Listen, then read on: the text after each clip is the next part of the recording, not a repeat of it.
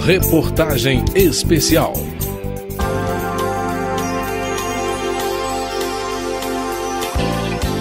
Ele é um profissional bem-sucedido, reconhecido no seu meio e se orgulha da família que construiu.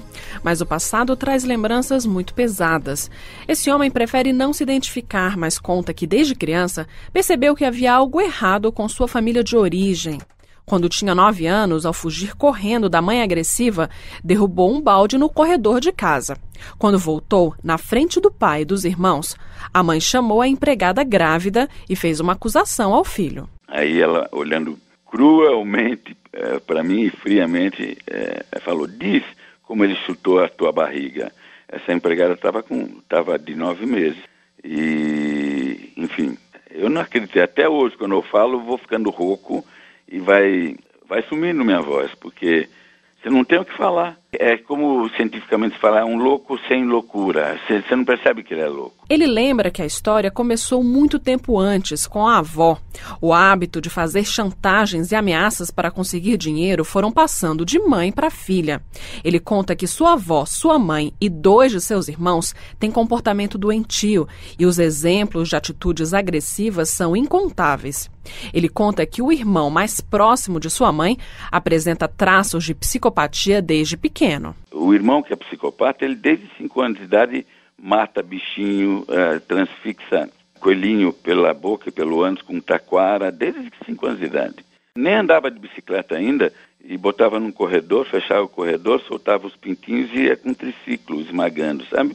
Para frente e para trás. E esse irmão que está com ela até hoje. O que antes era conhecido apenas como defeito de caráter, hoje é analisado como defeito cerebral. O especialista em neurofisiologia do comportamento, Renato Sabatini, explica que existe uma parte do cérebro que é responsável pelos processos de socialização. As conexões entre alguns neurônios fazem com que tenhamos empatia com o outro, ou falando de forma mais direta, que a gente se importe com o outro. Quem tem um transtorno de personalidade antissocial não faz esse processamento cerebral normalmente. Imagina uma pessoa que tem um defeito de conexão no cérebro, ou seja, ela não consegue sentir emoções relacionadas ao arrependimento, relacionadas à punição por ter feito coisas erradas. Essa pessoa não se emociona com coisas como cenas de sangue, de pessoas sofrendo. Ela não tem os chamados neurônios espelho, em que você sofre por procuração, por assim dizer. Se você vê uma pessoa sofrendo, você também sofre. Renato Sabatini confirma a experiência do personagem que ouvimos no início dessa reportagem. Os sociopatas começam a dar sinais desde a infância. Começam sendo crianças hiperativas, mais agitadas e agressivas que o normal. A violência pode aparecer primeiro com animais ou com os colegas da escola. O sociopata que tem tendências violentas, que vai cometer crime, quando adolescente, jovem ou ainda criança pré-adolescente, ele comete pequenas agressões contra animais. Ele gosta de arrancar asa de mosca, tacar fogo nas coisas, torturar gatos e se diverte com isso. Ou então ele é daquele tipo que faz o bullying, né, que atormenta os coleguinhas, bate neles e dá risada com isso, se diverte com isso. A doutora em psiquiatria forense, Hilda Morana, é a maior especialista brasileira em psicopatia. Ela explica que o transtorno de personalidade é um defeito cerebral que tem um forte componente genético. É muito comum que as famílias consigam identificar várias pessoas que agem de forma semelhante. Só que a ciência ainda não sabe o que faz a psicopatia se manifestar ou não. Para Hilda Morana, os psicopatas não são construídos por um ambiente violento, ainda que experiências agressivas na infância e na adolescência possam fazer com que a psicopatia aflore de forma mais rápida. Se ela tiver tendência genética para tal, vivendo naquele ambiente, é tudo o que precisa para um psicopata se formar. Se ela não tiver a tendência, o ambiente pode ser o pior possível, ela não vai manifestar essa psicopatia. Hilda Morana aponta que a característica principal de quem carrega um transtorno de personalidade é ter os seus interesses em primeiro lugar o tempo todo. Como são muito individualistas, essas pessoas precisam se sentir estimuladas todo o tempo e não se importam com as pessoas que estão ao redor. Então eles só têm a individualidade que tem que ser satisfeita a todo minuto. Então eles são muito exagerados. Eles comem demais, sexo demais, droga, e essa festa, e não tem responsabilidade, não trabalham. Quando vão trabalhar, é só para sacanear os outros, é só para conseguir grana, é só para conseguir poder, posição, é só ele. O outro só serve para uso dele. E você pode bater, espancar, trancar, dar beijinho, pedir, ser legal, que não vai mudar, ele não tem cérebro para responder. É como você pedir para alguém sem perna correr, não pode. E o que diferencia um transtorno leve de um psicopata assassino é a consideração que se tem pelo outro. O que diferencia é o grau de consideração que a pessoa tem pelo outro. Uma pessoa que tem um defeitinho, um transtorno leve da personalidade, ele pode simplesmente ser meio enganador, meio individualista, mentir de vez em quando, sacanear um pouco, tomar umas vantagens para ele. Mas ele não vai fazer nenhuma crueldade maior com você. E isso dentro de todo um espectro, até chegar no psicopata perverso, cruel, violento, aonde ele mata os outros ou destrói a vida dos outros para satisfazer uma necessidade própria dele. O homem que ouvimos no início dessa reportagem é médico, mas somente há 2 anos percebeu que as maldades que viu em sua família são classificadas como psicopatia. Ele ainda receia se expor, mas está escrevendo um livro junto com a psiquiatra Hilda Morana e pretende abrir uma ONG para apoiar familiares de psicopatas. Nesse momento, ele está juntando provas do que a mãe e os irmãos já fizeram para se resguardar juridicamente ao expor os fatos. Afastado da família há 40 anos, ele explica que resolveu falar porque se sente no dever de jogar luz sobre fatos tão difíceis. Isso se perpetua. A minha mãe não teve convivência com a avó e o comportamento dela é igualzinho. E eles não veem nada do que fazem como um problema, né? O quê? Dorme bem, come bem, se justificam com a maior frieza. Não, eles acham que quem os combate é que não presta. Para as pessoas que têm um familiar que costuma mentir com frequência, que busca vantagens financeiras prejudicando outras pessoas sem qualquer remorso, pessoas que normalmente são descritas como mau caráter, Hilda Morana aconselha que se procure um médico especialista em transtornos de personalidade. Segundo ela, o defeito cerebral não tem cura, mas pode ser atenuado com um tratamento correto. É o que vamos conhecer na reportagem de amanhã. De Brasília, Daniele Lessa. Reportagem especial.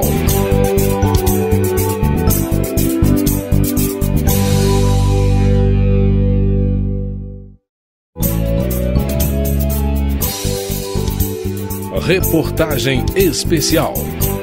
Ela prefere não se identificar, mas conta que o filho começou a ter comportamento agressivo desde os primeiros anos. Os períodos de mudança na economia do país acompanharam a sua busca de ajuda para o filho. Ela pagou tratamentos em dólar, OTNs, BTNs, cruzeiro, em reais. O filho hoje tem 31 anos e ela classifica a convivência como um inferno. Palavrões, ele não tem um mínimo de respeito, não existe, essa palavra no dicionário deles não existe de jeito nenhum, são palavrões horríveis, isso pronunciados para a mãe, para o pai, agressão, fora essas subtrações que vai tendo e você não tem domínio, você pode trocar a casa inteira e sair, ele entra e tira a porta. Então é uma coisa assim, não tem comando, não trabalha, não estuda, não faz nada de nada. Depois de décadas de tratamentos diversos, a mãe recebeu um novo diagnóstico, o de que o filho era um psicopata. Eu assumo que meu filho é psicopata, eu assumo que ele é. Sabe, é uma indiferença, é uma coisa assim, vamos supor, você tem uma joia que você ama, que você adora, que você deu sangue para comprar. Ele vai pegar aquilo lá e vai sumir, pouco se importando. Não se importa, é ele, sempre ele. Você compra comida para todo mundo. Ele come. Não interessa se tem mais gente para comer, se vai chegar o irmão mais tarde, não interessa. Ele comeu e pronto. O neurologista Ricardo de Oliveira é autor de um estudo de mapeamento de emoções no cérebro. A pesquisa mostra que pessoas apontadas como psicopatas têm defeitos de processamento de emoções no cérebro. O estudo desse tema fez com que o médico cunhasse uma expressão, a psicopatia comunitária, aquela em que a pessoa nem sempre é criminosa, mas sempre causa muito sofrimento para quem está próximo. É exatamente aquele sujeito que não tem uma ficha criminal, ele é um parasita, ele está sempre na manga dos outros, ele é mentiroso, ele é incapaz de ser independente, de ter autonomia, de gerar recursos, não fica no emprego. É o sujeito que está sempre dando azar na vida, que os outros fizeram alguma contra ele, é mentiroso, muito mentiroso. Se essas pessoas têm um defeito no cérebro, elas podem ser responsabilizadas pelas maldades que fazem? O neurologista Ricardo de Oliveira diz que essa é uma pergunta ainda sem resposta. Ele diz também que espera-se o desenvolvimento de remédios que possam atuar nesses casos. Mas aí também entra um debate sobre a ética de se alterar a personalidade das pessoas. A pergunta de por que a maldade existe intriga filósofos há milênios, mas a única constatação que se pode fazer é simples. Algumas pessoas são mais perversas que outras. Todo mundo tem seu dia de capeta. Essas pessoas, para elas, todos os dias são dias maus. O que distingue isso de uma pessoa normal é que uma pessoa normal ela é ocasionalmente má.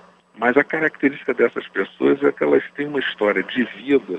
Se a coisa não satisfizer o interesse imediato delas, elas são egoístas e não se incomodam em perpetrar a maldade. O especialista em neurofisiologia do comportamento, Renato Sabatini, destaca que a sociopatia pode ser encontrada em qualquer ambiente, inclusive entre autoridades e políticos. Infelizmente, muitos políticos são sociopatas, porque o sociopata ele sobe rapidamente na escala social devido ao fato de ele ser mau caráter, abusar das pessoas, roubar, etc., e mentir muito bem. Então, nunca foi feito um estudo nisso, mas pode ser que a sociopatia seja maior entre os líderes. Pelo menos em alguns casos, como no caso do Hitler, do Stalin. Muitos torturadores aqui, inclusive no Brasil, no passado, os torturadores ou que trabalham na polícia, eles escolhem a polícia, os sociopatas escolhem a polícia, escolhem as Forças Armadas, porque lá eles podem exercer legalmente a sociopatia deles. Os especialistas apontam que os traços de psicopatia fazem parte da constituição da pessoa, ou seja, há um componente genético envolvido e algum fator externo que faz o comportamento individualista aparecer. Não se sabe ainda o que desencadeia esse comportamento. No entanto, a doutora em psiquiatria forense, Hilda Morana, aponta que uma sociedade que adota a impunidade é um terreno fértil para que psicopatas vivenciem seus impulsos. Então, o que acontece com os psicopatas do Canadá, da Suécia, da Suíça? Eles vêm para o Brasil, porque no Brasil você tem uma tal de impunidade penal. Em vez de sequestrar filho de empresário lá no Canadá, vamos sequestrar no Brasil, porque no Brasil a chance de ser presa é muito pequena. Existem muitos casos de estrangeiros que vêm para o Brasil? Muito. Só em São Paulo a gente tem 2 cadeias só para estrangeiros, de 1.000 homens. Hilda Morana defende que os psicopatas condenados por crimes sejam presos separados dos outros. Ele destaca que o psicopata se impõe na cadeia, o que faz com que os condenados com chances de recuperação adotem comportamentos mais violentos apenas para não serem vítimas da violência doentia dos psicopatas. Para ela, o sistema carcerário teria muitos benefícios com esse tipo de triagem. Hilda destaca que não existe cura, mas que é possível melhorar o comportamento de quem apresenta psicopatia. Você entra com tratamento em qualquer momento. Quanto mais cedo você entrar com tratamento, melhor você vai ter o desenvolvimento. É um problema cerebral, é um defeito cerebral. Então você não tem cura, mas você tem como atenuar a manifestação desse comportamento, melhorar o funcionamento desse cérebro. Tem uma medicação que é melhor do que as outras para atenuar esse comportamento. Você não vai mudar o caráter dele, mas você vai fazer esse cérebro funcionar um pouquinho melhor. Hilda Morana destaca que o ideal seria que as escolas capacitassem os professores a reconhecer e encaminhar alunos com transtornos de personalidade para um tratamento precoce. Se a abordagem com adultos é mais difícil, já que o comportamento está mais consolidado, entre crianças e jovens a possibilidade de mudança é muito maior. É justamente esse o tema da nossa reportagem de amanhã. De Brasília, Daniele Lessa. Reportagem especial.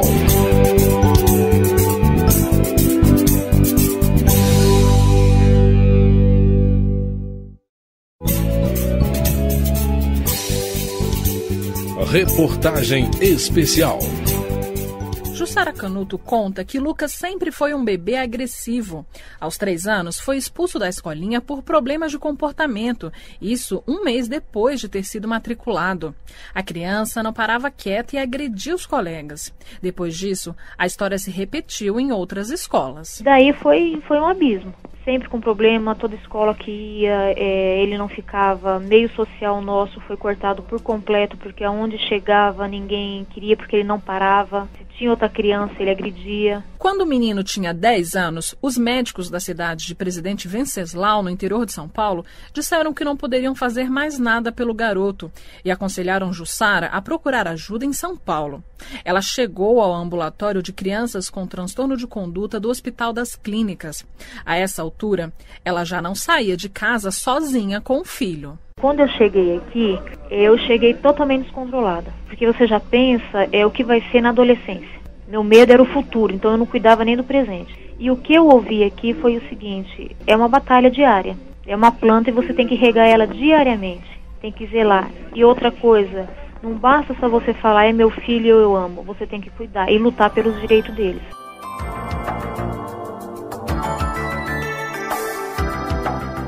O ambulatório do Hospital das Clínicas recebe crianças a partir de 4 anos, indo até o início da adolescência. Muitas delas foram encaminhadas pelas varas de infância e juventude. Crianças que já ouviram diversas vezes a frase de que são intratáveis. Crianças desafiadoras, com atitudes de desrespeito aos direitos alheios e agressividade. O psiquiatra Paulo Germano Marmorato integra a equipe multidisciplinar que envolve médicos, psicólogos e psicopedagogos. Ele destaca que a personalidade ainda em formação das crianças permite que uma abordagem terapêutica dê bons resultados. Havia, na verdade, essa posição muito negativa a partir da ideia de que existe um transtorno de personalidade e que se a personalidade ela tem essa alteração, não tem muito o que fazer, porque é do jeito de ser da pessoa. A questão é que quando a gente está falando de adolescentes, mas principalmente de crianças, essa personalidade ainda está em formação. Então a gente pode fazer, ou pelo menos a gente espera, que uma abordagem bem efetiva, ela possa fazer algumas transformações, ela possa agir em algumas estruturas psíquicas da criança em que ela perceba as vantagens e os benefícios de algumas mudanças de postura. O psiquiatra explica que o tratamento começa com a investigação da história da família, quando os comportamentos negativos e positivos de todo o grupo são detectados.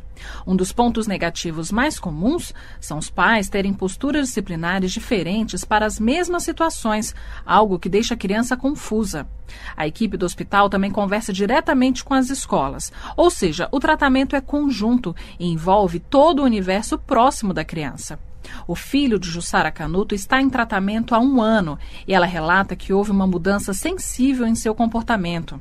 Ela destaca a importância dos pais procurarem ajuda profissional e diz ainda que a troca de experiências com outros pais pode ser muito enriquecedora. Por você não saber e fazer tanto e não ver resultado, a forma com que eu agi era agressiva, não fisicamente, mas verbalmente, nunca tendo paciência com nada.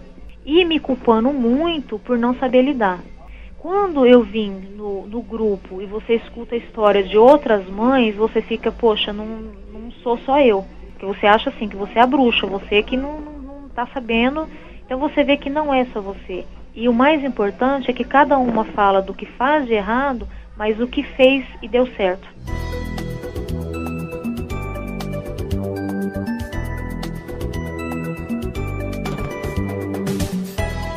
O comportamento agressivo ou antissocial das crianças geralmente tem várias causas. Na maioria das vezes, elas já apresentam um temperamento desafiador ou dissimulado. E por serem crianças difíceis, se acostumam a ouvir o tempo todo que são crianças difíceis. O psiquiatra Paulo Germano Marmorato destaca que isso reforça o comportamento delas. Segundo ele, um dos caminhos importantes do tratamento é reforçar a autoestima das crianças. Atualmente elas tendem a ter uma visão de si muito negativa, né? Em geral elas têm um histórico de uma tanto visão alheia quanto própria de que elas realmente valem pouco, uma história de humilhação, de pouca autovalorização. Então a gente também procura valorizar o que elas têm de bom para que isso possa ser um fator para alavancar uns comportamentos pró-sociais. O psiquiatra admite que existem casos em que as crianças ou jovens não respondem ao tratamento e, dependendo da situação, alguma medicação pode ser prescrita, além do acompanhamento junto à família.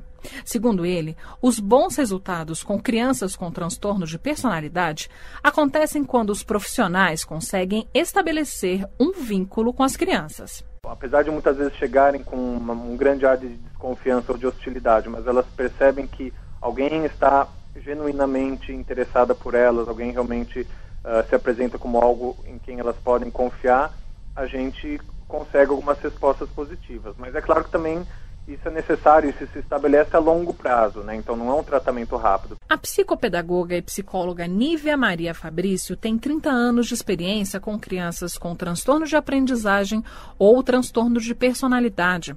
Ela reconhece que são casos difíceis e que precisam de atendimento personalizado, algo que é acessível a poucas pessoas no Brasil.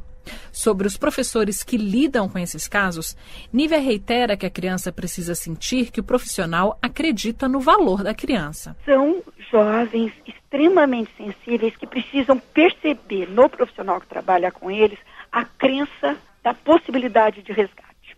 A crença neles, a crença no trabalho. E o investimento é forte. Eu costumo dizer que é um gasto de energia muito grande. Nós, profissionais, temos que estar muito alimentados para dar conta. O que leva algumas crianças e jovens a responder ou não ao tratamento é um mistério. A especialista no assunto e psiquiatra forense Hilda Morana destaca que existe um aspecto na constituição das crianças que faz com que os casos sejam mais leves ou mais complicados, ou seja, o componente genético é bastante forte. Como exemplo, Hilda fala de crianças que nascem em meios violentos e dos jovens que cometem delitos e recebem atendimento nas FEBEMs. Então você vê numa favela crianças que nascem naquele meio horroroso e fogem dele, se adaptam, estudam, trabalham, não tem nada a ver. Você vê crianças que se juntam e depois que são presos, em 1 ano e meio, em média, voltam a ter um comportamento adequado. Quer dizer, ele não é nenhum anjo, ele já tem um transtorninho. Porque se ele não tivesse um transtorno leve, ele nem iria se juntar ao bando. E você vê os verdadeiros psicopatas que você faz o que você quiser, 1 ano e meio, 2, 3 de FEBEM, e não tem jeito, o indivíduo continua sendo o que é. Esse é o verdadeiro psicopata. Hilda Morana destaca que seria importante fazer um trabalho nas escolas para capacitar os professores a reconhecer e encaminhar crianças com transtornos de personalidade. Ela afirma que, com o acompanhamento adequado, é possível que muitos casos de transtornos de personalidade na infância não cheguem a formar adultos problemáticos ou mesmo casos de psicopatia grave. De Brasília, Daniele Lessa. Reportagem especial.